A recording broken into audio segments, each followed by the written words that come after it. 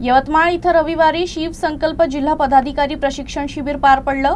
या कार्यक्रमात उपमुख्यमंत्री एकनाथ शिंदे हे व्हिडिओ कॉन्फरन्सिंगच्या माध्यमाने उपस्थित होते।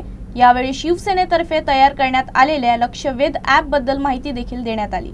यवतमाळ इथं शिवसेना पालकमंत्री संजय राठोड यांच्या नेतृत्वात शिवसंकल्प जिल्हा पदाधिकारी प्रशिक्षण शिबिर पार पडलं। हवामानामुळे प्रत्यक्ष उपस्थित राहू न शकलेले उपमुख्यमंत्री एकनाथ शिंदे यांनी झूमद्वारे मार्गदर्शन केलं। यावेळी शिंदे म्हणाले, स्थानिक स्वराज्य संस्था निवडणुका या मिनी विधानसभा असून या निवडणुका महायुतीत लढवल्या जाणार आहेत। विरोधकांचा प्रभाव करायचा, मित्रांचा नव्हे।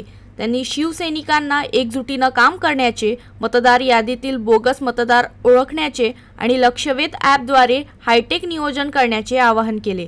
तसेच शेतकऱ्यांची जबाबदारी शिवसेनेनं खांद्यावर घेतली आहे।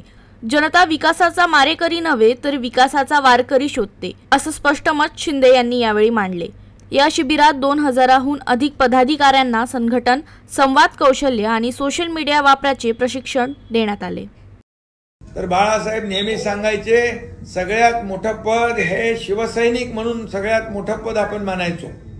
आणि म्हणून आज सगळे गटप्रमुख, शिवसैनिक, बूथ प्रमुख, शाखा प्रमुख, उपविभाग प्रमुख, विभाग प्रमुख, जिल्हा प्रमुख, तालुका प्रमुख, सगळेच लोक, सगळ्यांचा मी उल्लेख करत नाही, परंतु सगळे पदाधिकारी आज या ठिकाणी उपस्थित आहेत।